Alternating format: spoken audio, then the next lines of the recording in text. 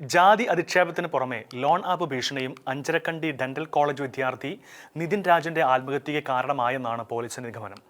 Instagram app വഴി 14,000 രൂപയാണ് നിതിൻ വായ്പയെടുത്തത്. ഒരു മാസത്തിനുള്ളിൽ 18,000 തിരിച്ചടയ്ക്കണമെന്നായിരുന്നു വായ്പക്കാർ ആവശ്യപ്പെട്ടത്.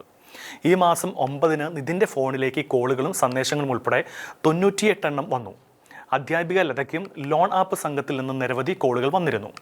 വായ്പ എടുത്ത അയാളുടെ തിരിച്ചടവ് മുടങ്ങിയാൽ അയാളുടെ കോൺടാക്ട് ലിസ്റ്റിലുള്ളവർക്ക് വായ്പ എടുത്ത ആളുടെ സൽപ്പേര് നശിപ്പിക്കും വിധം നിരന്തരം മെസ്സേജുകൾ അയക്കുന്നതും അവരെ കോൺടാക്ട് ചെയ്ത് വായ്പ എടുത്തയാളെ സമ്മർദ്ദത്തിലാഴ്ത്തുന്നതും ലോൺ ആപ്പുകളുടെ സ്ഥിരം പരിപാടിയാണ്.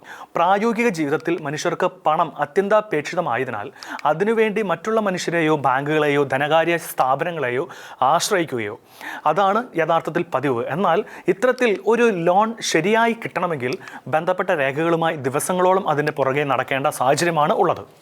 എന്നാലിപ്പോൾ അത്തരത്തിലുള്ള യാതൊരു കടമ്പകളോ അധ്വാനമോ ബുദ്ധിമുട്ടുകളോ ഒന്നുമില്ലാതെ വീട്ടിൽ തന്നെ ഇരുന്നു കൊണ്ട് നിമിഷങ്ങൾക്കുള്ളിൽ ലോൺ എടുക്കുവാൻ കഴിയുന്ന തരത്തിലുള്ള സ്വകാര്യ ഓൺലൈൻ ലോൺ സംവിധാനങ്ങൾ ഈ സമൂഹത്തിൽ പെരുകിയിരിക്കുകയാണ്.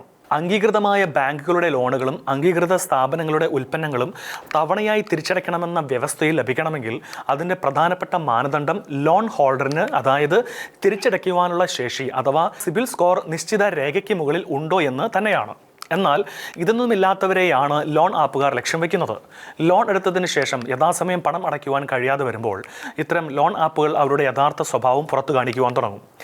ഭീമമായ പലിശ നിരക്ക് കാട്ടി ഉപഭോക്താക്കളെ ഭീഷണിപ്പെടുത്തുകയും ലോൺ എടുക്കുന്ന സമയത്ത് ക്യാമറയിലേക്ക് പോലും ആക്സസ് അനുവദിക്കണമെന്ന് ആവശ്യപ്പെട്ടുകൊണ്ട് അവർ ശേഖരിക്കുന്ന ടെക്സ്റ്റുകൾ, ചിത്രങ്ങൾ, കോൺടാക്റ്റുകൾ എന്നിവ ദുരുപയോഗം ചെയ്യുമെന്ന് ഭീഷണിപ്പെടുത്തിക്കൊണ്ട് ഉപദ്രവിക്കാൻ തുടങ്ങുകയും അത് ഭയന്ന് പലരും ക്രമാതീതമായ പലിശ അടച്ച് നിലനിൽക്കുവാൻ ശ്രമിക്കുകയും അതിന് കഴിയാത്തവർ ഒരു പരിധി കഴിയുമ്പോൾ ആത്മഹത്യയിലൂടെ ഈ പ്രതിസന്ധിയിൽ നിന്ന് രക്ഷപ്പെട്ടു പോവുകയും ചെയ്യുന്ന കാഴ്ചകളാണ് ഇപ്പോൾ ഈ സമൂഹത്തിൽ കണ്ടുവരുന്നത്. നിരന്തരമായി ഫോണിലേക്ക് വലിയ തുക ലോൺ അനുവദിച്ചിരിക്കുന്നു എന്ന് അറിയിച്ചുകൊണ്ട് വരുന്ന നോട്ടിഫിക്കേഷനുകൾ കണ്ട് സാമ്പത്തികമായി തകർന്നിരിക്കുന്നവർ അതിൻ്റെ അറ്റത്ത് കയറി പിടിച്ച് അവരെ കോൺടാക്റ്റ് ചെയ്താണ് ഇത്തരം കുരുക്കിൽ ചെന്നപ്പെടുന്നത്. തൊഴിൽ രഹിതരായ ചെറുപ്പക്കാരും സ്ത്രീകളുമാണ് കൂടുതലായി ഇത്തരം ലോൺ കുരുക്കുകളിൽ ചെന്നപ്പെടുന്നത്. 2020 മുതൽ 2022 വരെയുള്ള കാലഘട്ടത്തിൽ ആകെ ഇന്ത്യക്കാരിൽ 14% ആളുകൾ ഇത്തരത്തിലുള്ള ആപ്പുകൾ ഉപയോഗിച്ച് ലോൺ എടുത്തിട്ടുണ്ടെന്നും ഇവരിൽ പലരും ഇത്തരത്തിലുള്ള പ്രതിസന്ധികളിൽ ചെന്ന് പെട്ടിട്ടുണ്ടെന്നുമാണ് റിപ്പോർട്ടുകൾ.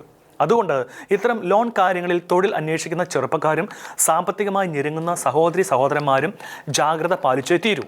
ലോൺ ആപ്പുകളുടെ ചതിക്കുഴിയിൽപ്പെട്ട് പലരും ജീവൻ ഒടുക്കിയിട്ടുണ്ടെങ്കിലും അതേക്കുറിച്ച് സമൂഹം ഗൗരവമായി ആശങ്കപ്പെട്ട് തുടങ്ങിയത് ഇത്തരം ചതിയിൽപ്പെട്ട് പാലക്കാട് ജില്ലയിൽ മേനോൻപാറ സ്വദേശിയായ അജീഷ് എന്ന 33-കാരൻ ജീവൻ ഒടുക്കിയപ്പോഴായിരുന്നു.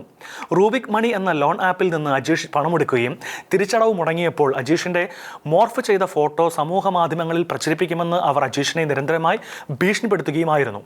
ഭീഷണി സഹിക്കുവാൻ വയ്യാതെ അജീഷ് ആത്മഹത്യ ചെയ്യുകയും മരണാന്തര ചടങ്ങുകൾക്ക് ശേഷം അജീഷിൻ്റെ ഫോണിലേക്ക് വന്ന സന്ദേശങ്ങളുടെയും കോളുകളുടെയും അടിസ്ഥാനത്തിൽ ബന്ധുക്കൾ ഈ ലോൺ ആപ്പിനെതിരെ പോലീസിൽ പരാതി നൽകുകയുമായിരുന്നു.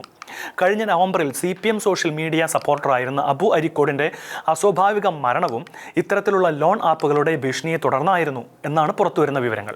വെഞ്ഞാറമൂട് കൂട്ടക്കൊലക്കേസ് പ്രതിയായ അഫാനും ഇത്തരത്തിലുള്ള ഓൺലൈൻ ലോൺ ആപ്പിൽ നിന്ന് പണമെടുത്തിട്ട് കനത്ത തുക തിരിച്ചടയ്ക്കുവാൻ ഉണ്ടായിരുന്നുവെന്ന് അമ്മ മൊഴി നൽകിയിട്ടുണ്ട്. 2023 വയനാട് അരിമുളിയിൽ യുവാവ് ആത്മഹത്യ ചെയ്തതിനും കാരണം മറ്റൊന്നുമായിരുന്നില്ല. 2022 ലോൺ ആപ്പിൻ്റെ ചതിയിൽപ്പെട്ട് പൂനെയിൽ കണ്ണൂർ സ്വദേശിയായ ചെറുപ്പക്കാരൻ ആത്മഹത്യ ചെയ്തിരുന്നു. എടപ്പാറ സ്വദേശിനി ആരതി ജീവൻ ഒടുക്കിയത് പൊന്നാനി സ്വദേശിയായ പെൺകുട്ടിയുടെ ആത്മഹത്യയുടെ വക്കിലെത്തിയതും ഇത്തരം ലോൺ ആപ്പുകളുടെ കടുത്ത ഭീഷണി തുടർന്നായിരുന്നു. പാലക്കാട് ജില്ലയിൽ മാത്രം കഴിഞ്ഞ 5 വർഷത്തിനുള്ളിൽ ഇത്തരം ലോൺ ആപ്പ് ഭീഷണിയെ തുടർന്ന് ആത്മഹത്യ ചെയ്ത് 15ഓളം പേരായിരുന്നു. കേരളത്തിന് പുറത്തും ഇത്തരത്തിൽ ലോൺ ആപ്പുകളുടെ ഭീഷണിയിൽ കുരുങ്ങി ജീവനൊടുക്കിയത് 100 കണക്കിന് യുവാക്കളാണ്. മുമ്പ് ഉമ്മൻചാണ്ടി സർക്കാരിൻ്റെ കാലത്ത് രമേശ് ചെന്നിത്തല ആഭ്യന്തരമന്ത്രിയായിരുന്നപ്പോൾ ഇത്തരത്തിൽ കൊള്ളപ്പലിശയും അനുബന്ധമായ ഭീഷണിയുമായി രംഗത്തിറങ്ങുന്ന സാമ്പത്തിക തട്ടിപ്പ് സംഘങ്ങളെയും വ്യക്തികളെയും നിയന്ത്രിക്കുന്നതിനായി ഓപ്പറേഷൻ കുബേര എന്നൊരു നടപടി സ്വീകരിച്ചിരുന്നു. ശക്തമായ നടപടികൾ തന്നെയായിരുന്നു ചെന്നിത്തലയുടെ പോലീസ് അന്ന് കൈക്കൊണ്ടത്. എന്നാൽ അന്ന് ഇത്തരത്തിലുള്ള ഓൺലൈൻ ലോൺ ആപ്പുകൾ ശക്തമായിരുന്നില്ല. പണം ആവശ്യമുണ്ടെങ്കിൽ അംഗീകൃത ബാങ്കുകളെ സമീപിക്കുക, മറിച്ച് ഇത്തരത്തിലുള്ള ലോണുകൾ എടുക്കുന്ന പക്ഷം കൃത്യമായി തിരിച്ചടയ്ക്കുവാനുള്ള ശേഷി ഉണ്ടെന്ന് ഉറപ്പിക്കുകയും വേണം. അല്ലാത്ത പക്ഷം കാത്തിരിക്കുന്നത് വലിയ ദുരന്തം തന്നെയായിരിക്കും.